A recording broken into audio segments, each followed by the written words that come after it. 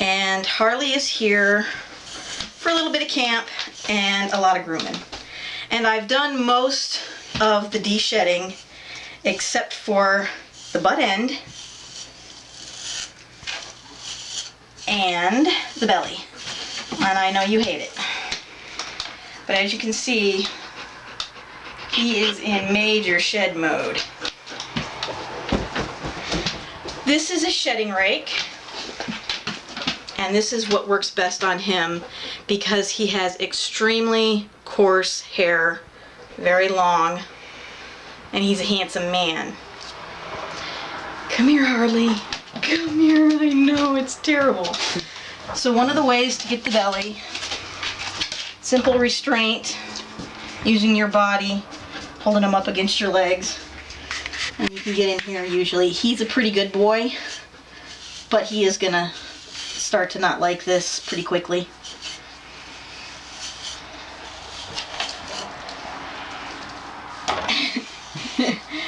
Poof.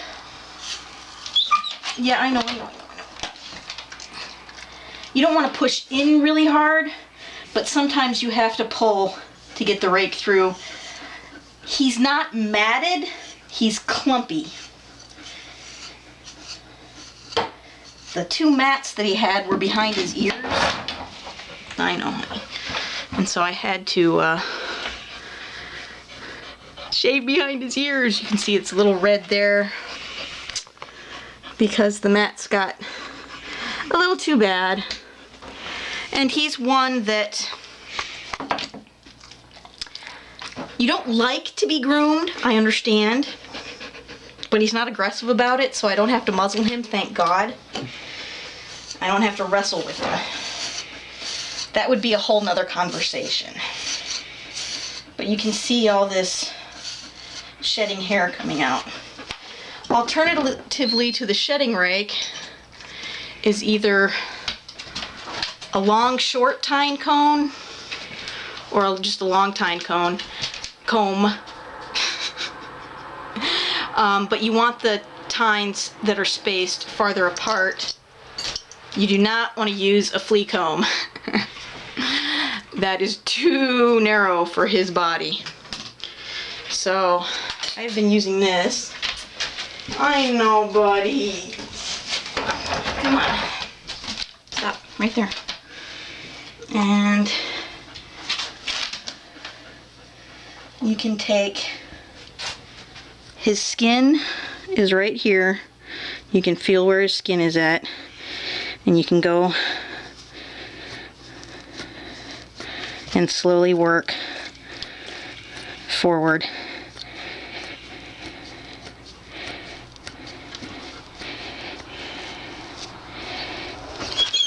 For that, like that.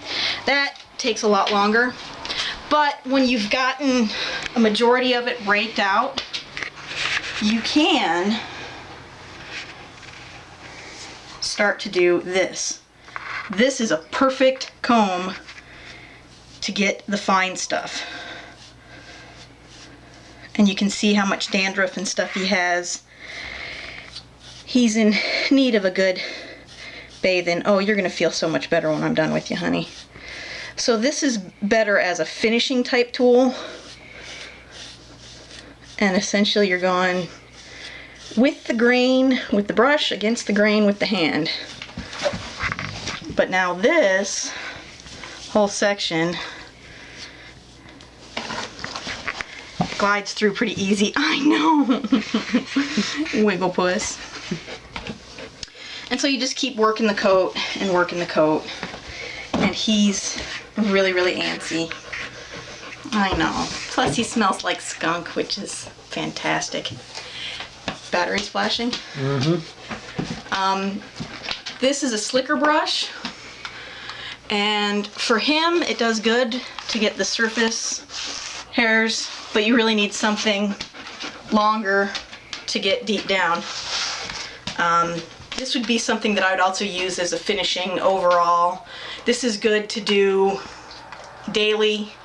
You know, you want to do something with him, brushing daily. And then of course I also have good scissors. I don't use the clippers because most of the dogs that I work with don't like the clippers, nor do they like the particular clippers that I use because they're ancient and they suck flat out. So one of the things that I am going to do with him, come, oh I know, you've just about had it with me. Stop. Is his butt cheeks. I am going to trim his butt cheeks. So basically, I gather up a bunch of hair. I'm going to take it straight down. Because the butt is usually thicker, more condensed. It's what they sit on. And it gets matted easily.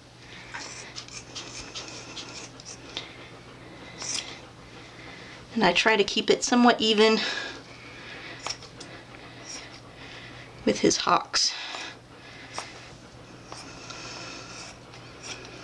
But see, you can see that these are nice, sharp shears. A good set of grooming scissors costs about 80 bucks.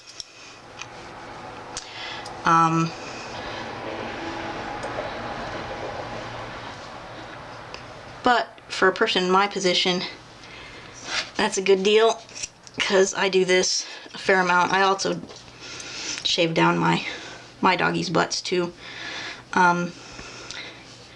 This initial cut helps to, can you hand me the long tined comb?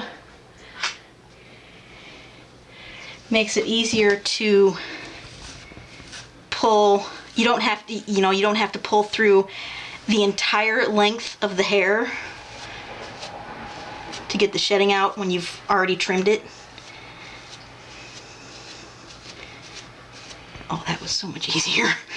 As opposed to like on this side, I would have to go through all this extra stuff too, which also has split ends and makes it even, I'm not even gonna attempt it.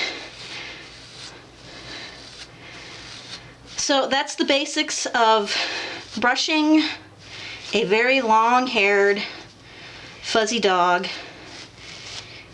He's part Malamute, and he's gonna get a bath next.